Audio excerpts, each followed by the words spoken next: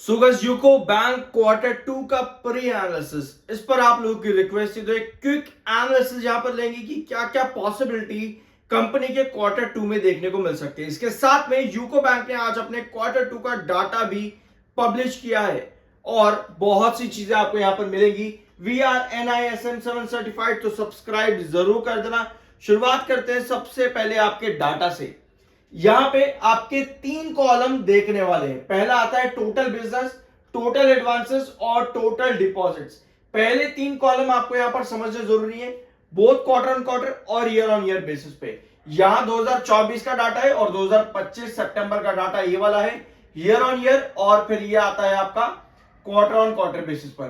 तो इस डाटा को आप देख लेना यहां पर सही तरीके से। समझना कैसे है, समझना कैसे, क्योंकि चीजें फिर आपकी रिपीट होंगी। मैं आपको इन शॉर्ट एक बार बता देता हूं। आज के दिन मैंने आप लोगों के साथ यस बैंक लिमिटेड का वीडियो एक लिया है, जहां पर हमने लोन और साथ में क्रेडिट्स, लोन और क्रेडिट्स के बारे में हमने डिस्कस किया है, और उसके साथ में क्रेडिट डिपॉजिट रेशियो क्या होता है। ध्यान से सुनो, क्रेडिट डिपॉजिट रेशियो क्या होता है। बैंकिंग सेक्टर में ये तीन टर्म्स बहुत इंपॉर्टेंट होती है।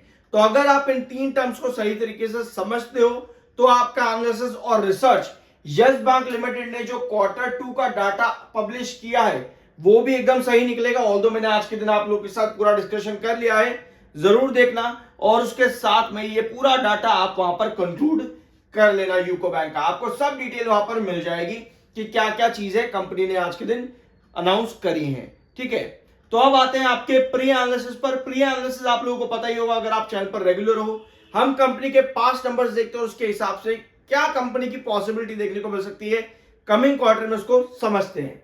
तो शुरुआत करते हैं सबसे पहले 2022 सितंबर क्वार्टर की। तो भैया सितंबर 2022 में कंपनी का रेवेन्यू कितना था?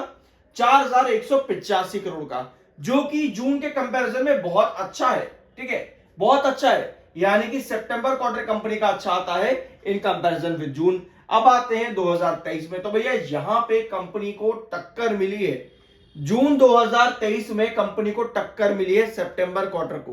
ठीक है, 5219 सितंबर 2023 में, और जून 2023 में आया था 5224। तो लगभग लगभग फ्लैट ही देखने को मिला, बट 6 करोड़ के आसपास का, 5 करोड़ के आसपास का डिक्लाइन आपको दिखा है 2023 में रेवेन्यू के अंदर। ठीक है, और अब 2024 सितंबर में कंपनी ने वापस से कमबैक किया। 6078 करोड़ का कंपनी का रेवेन्यू था सितंबर 2024 में, और जून 2024 में कंपनी का रेवेन्यू 6024 करोड़ था। तो भैया सितंबर 2024 में कंपनी ने कमबैक किया यहां पर। अच्छा, अब नंबर्स देखते हुए आपको एक चीज समझ में यहां पर आ रही होगी कि सबसे बेस्ट क्वार्टर जो है कंपनी का रहता है मार्च का क्वार्टर, फिर दिसंबर, उसके बाद जून क्वार्टर और सितंबर क्वार्टर कहीं ना कहीं एक दूसरे के फ्लैट देखने को मिलते हैं और टक्कर वहीं चलती है मेजर।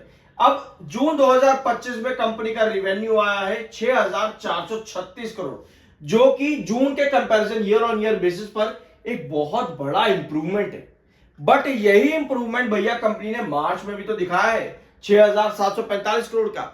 अगर हम कंपनी का पास्ट नंबर देख रहे हैं तो हमें क्या पता लग रहा है? हमें पता लग रहा है कि अगर जून क्वार्टर के अंदर कंपनी अच्छा रेवेन्यू लेकर के भी आ रही है, तो भी सितंबर क्वार्टर में कंपनी उसको कॉप अप कर पा रही है। यानी कि अगर बड़ा नंबर नहीं आ पा रहा है, एटलीस्ट कंपनी उसके काफी करीब रह रही है जून क्वार्टर के कंपैरिजन में इन सितंबर क्वार्टर। तो मतलब नंबर हमारे कहीं जाने वाले नहीं है, ठीक नंबर आने वाले हैं यहां पर कंपनी के क्वार्टर ऑन क्वार्टर बेस पे जून के कंपैरिजन में। अब एक चीज आपको बैंकिंग सेक्टर में खराब देखने को मिलती है, वो है financing margin percentage. Financing margin percentage अभी हमने यहां पर डिस्कस किया कि आपको तीन टर्म समझने जरूरी है, क्रेडिट और लोन्स, और तीसरा आता है क्रेडिट डिपॉजिट रेशियो, यानी कि कितना आप लोन दे रहे हो और कितना आपके पास डिपॉजिट आ रहा है। अगर आप डिपॉजिटेड अमाउंट का फायदा प्रॉफिट में कन्वर्ट नहीं कर पा रहे, तो वहां पर आपका क्रेडिट डिपॉजिट रेशियो जो है गिर जाता है।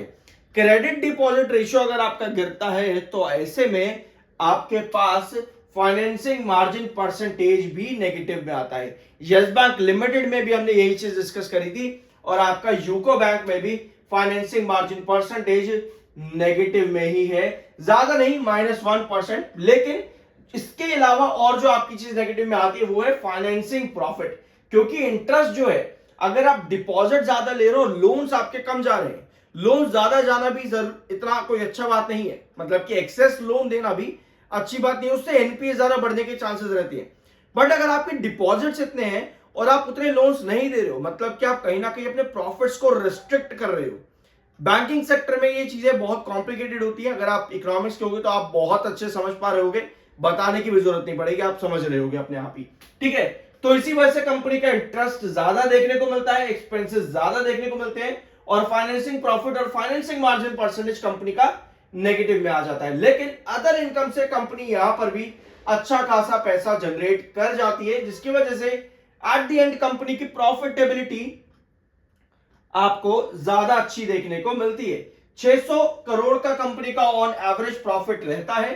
सो सितंबर 2025 में भी यही पॉसिबिलिटी है कि कंपनी 600 या लगभग 590 या 600 करोड़ के आसपास कंपनी प्रॉफिट्स पर आती देखने को मिले, क्योंकि सितंबर क्वार्टर और जून क्वार्टर दोनों एक दूसरे के काफी फ्लैट देखने को मिलता है। तो यही पॉसिबिलिटी है कि कंपनी सितंबर क्वार्टर यानी क्वार्टर 2 2025 फ्लैट लाती देखने को मिल सकते हैं। तो ये पॉसिबिलिटीज है आपकी यूको बैंक में क्वार्टर 2 के प्री एनालिसिस में। ये सिर्फ पॉसिबिलिटीज है, अभी कंपनी ने नंबर्स अनाउंस नहीं किए हैं। 5 नंबर्स को देखते हुए जो जो चीजें यहां पर बनती है, हमने वही चीजें इस समय डिस्कस करी है। बाय सेल की कोई रिकमेंडेशन नहीं। अगर आपको भी किसी कंपनी का क्वार्टर 2 का प्री एनालिसिस चाहिए हो तो कमेंट बॉक्स में Q2 मेंशन करना और कंपनी का नाम, और सब्सक्राइब के बिना मत जाना।